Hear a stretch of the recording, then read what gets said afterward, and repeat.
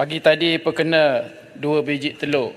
Soalan saya nombor 10. Telur dengan nombor 10 tu jauh sangat lah. Boleh lah, jawablah. Telur pun telur lah. Saya Muhammad dan speaker, saya perkena 2 biji telur pagi tadi. Bismillahirrahmanirrahim. Assalamualaikum warahmatullahi wabarakatuh. Kementerian Sumber Manusia Kesuma melalui Perkeso dari semasa ke semasa sentiasa melaksanakan penambahbaikan dalam memastikan ekosistem keselamatan sosial negara dapat dipertingkatkan dan sentiasa kekal relevan. Had umur bagi kelayakan manfaat pencarum Perkeso untuk pencen ilat dan pencen penakat di bawah Akta Keselamatan Sosial Pekerja 1969 Akta 4 masih kekal sehingga hari ini, iaitu 60 tahun. Untuk makluman Dewan Yang Mulia, pindaan had umur kelayakan daripada 55 tahun kepada 60 tahun telah pun dilaksanakan oleh Perkeso mulai 2013 selaras dengan Akta Umur Persaraan minimum 2012. Berdasarkan statistik Perkeso, jumlah keseluruhan pencarum aktif di bawah Akta 4 yang berumur 60 tahun dan ke atas pada 1 Januari sehingga 13 Februari 2024 adalah seramai 183,992 orang. Untuk makluman Dewan Yang Mulia, Perkeso dengan kerjasama International Labour Organization ILO telah menjalankan kajian penilaian actuary setiap 5 tahun. Kajian ini akan mengkaji penyelarasan faedah-faedah Perkeso dengan mengambil kira kos sara hidup dan kadar inflasi semasa serta kemampuan dana Perkeso.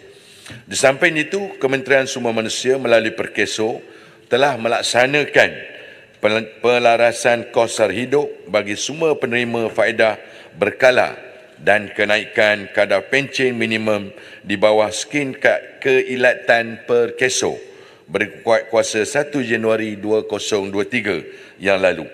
Pelaksanaan kedua-dua inisiatif di bawah Akta Keselamatan Sosial Pekerja 1960 Akta 4 ini memberi manfaat kepada lebih 456,000 penerima faedah Perkeso di bawah skim bencana pekerjaan dan skim keilatan. Kadar penyelarasan kos sara hidup bagi penerimaan faedah berkala Perkeso yang berkuat kuasa pada 1 Januari 2023 adalah antara 0.7% hingga 9.4% mengikut tarikh terakru tahun pencen diterima. Kedua-dua langkah tersebut melibatkan perbelanjaan sebanyak kira-kira RM234 juta.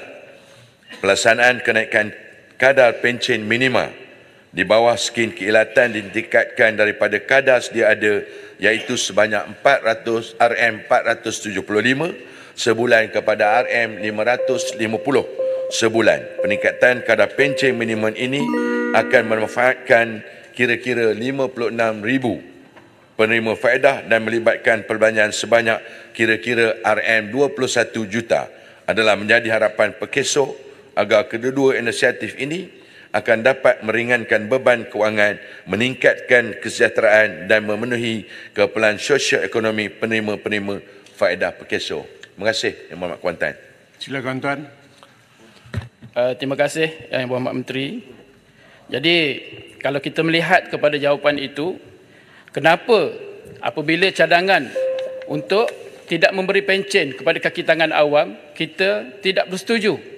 Kerana apa? Apabila dia pergi kepada swasta, apabila dia bekerja di sektor swasta, dia sudah tidak mendapat kebajikan apabila dia berumur 60 tahun. Maksudnya umur 61 dia tidak boleh membuat tuntutan lagi berbanding dengan kaki tangan kerajaan. Jadi merujuk kepada laporan DOSEM kemaskini pada 13 September 2023, purata jangka hayat rakyat Malaysia sudah menjangkau 74.8, maksudnya 74 ataupun 75 tahun lah. Jadi kita di sini tidak tahulah sampai bila umur kita. Jadi dalam ziarah kita, dalam saya pergi ziarah kepada orang yang sakit, jadi mereka ni ada yang berumur 61 tahun. Pada masa itulah mereka baru kena kena penyakit ataupun ditimpa masalah kesihatan. Dan pada masa itu tuntutan perkeso sudah tidak dapat dilakukan.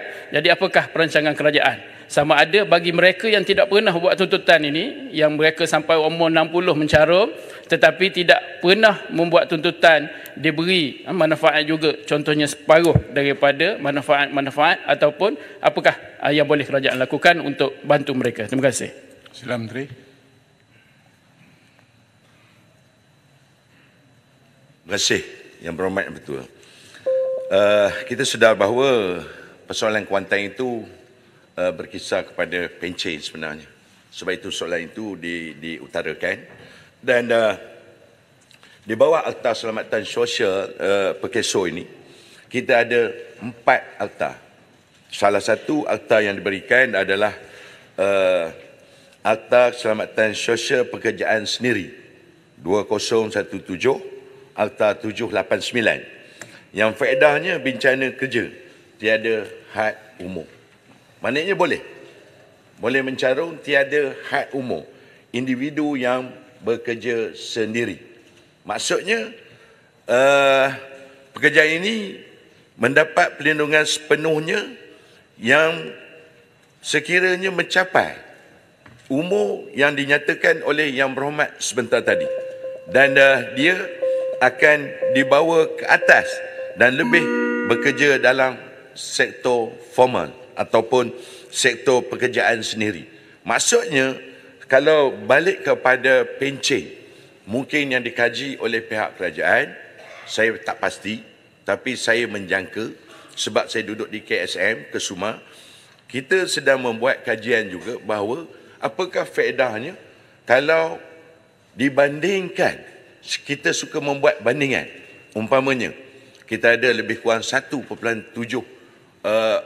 pegawai kerajaan ataupun penjawat awam. Kita ada lebih kurang hampir 10 juta yang bekerja sendiri. Jika dibandingkan, lebih ramai yang bekerja sendiri yang tidak ada pencen. Sebab itu kita sediakan melalui Perkeso, KWSP umpamanya. Dan inilah yang sebenarnya yang kita sedang juga terlibat mengkaji bagaimanakah pelibatan mereka ini yang saya nyatakan di bawah Akta Keselamatan Sosial di bawah pekerjaan sendiri 2017 yang boleh memasuki sehingga melebihi had 60 tahun juga tetap boleh mencarung di dalam Perkeso itu sendiri. Soalan saya tadi Menteri yang berkaitan umur 61 boleh membuat tuntutan tu, maksud saya manfaat tambahan. Boleh. Jawapan dia boleh. Baik. Terima kasih. Silakan. Terima kasih. Tapah. Terima kasih Tuan Yang Dipertua. Tuan Yang Dipertua memandangkan ada kekangan bagi akta-akta yang sedia ada dengan Perkeso. Dan kita lihat negara kita akan mencapai status aging population by 2030, by 2030. Bererti kita perlu mengadakan rancangan-rancangan khas untuk mengatasi masalah ini, aging population. Maka saya minta Kementerian Sumber Manusia melalui Perkeso mengkaji sama ada tak rancangan-rancangan khas, kerana akta-akta yang sedia ada hanya memperlindungi mereka yang berumur sehingga 60. Dan kita lihat the aging population akan jadi masalah besar. Ada tak sebarang rancangan daripada pihak kementerian untuk mengatasi masalah ini? Sekiranya tidak, saya merayu kepada pihak kementerian supaya mengkaji dan meneliti secara mendalam. Kita perlu mengada satu rancangan khas untuk membela nasib kumpulan ini. Memandangkan Yang Berhormat sendiri telah bersetuju lebih kurang 10 juta pekerja daripada sektor swasta yang akan menghadapi masalah ini. Terima kasih. Sila Menteri. Terima kasih. Yang Berhormat Tapah. Yang Berhormat Tapah ni kita kena, dia lama di Kementerian Sumber Manusia. Sekarang cuma dia tak sempat ke Sumar saja. Sekarang dah ke Sumar. Cuma dia KSM, Kementerian Sumber Manusia. Jadi Yang Berhormat Yang Tan Sri Yang Betul, sebagaimana yang diutarakan oleh Yang Berhormat Tapah sebentar tadi, supaya daripada 4 akta kita ada di KSM di Kesuma, saya ingat Yang Berhormat Tapah lebih arif kerana lama bersada di KSM, dan keempat-empat akta ini sebenarnya kebanyakan sememangnya, Kuantan bertanya tadi, sememangnya di bawah 60 tahun ke bawah sehingga 60, dan hanya ada satu akta saja tiada had umur yang saya nyatakan tadi, Akta 789. dan Akta 800 di bawah sistem-sistem insurans pun kita melibatkan sampai 60 saja. Sebab itu kalau mengikut apa yang dinyatakan oleh pihak seperti jawapan saya tadi, seperti ILO, International Labour Organization, untuk memperluaskan perlindungan keselamatan.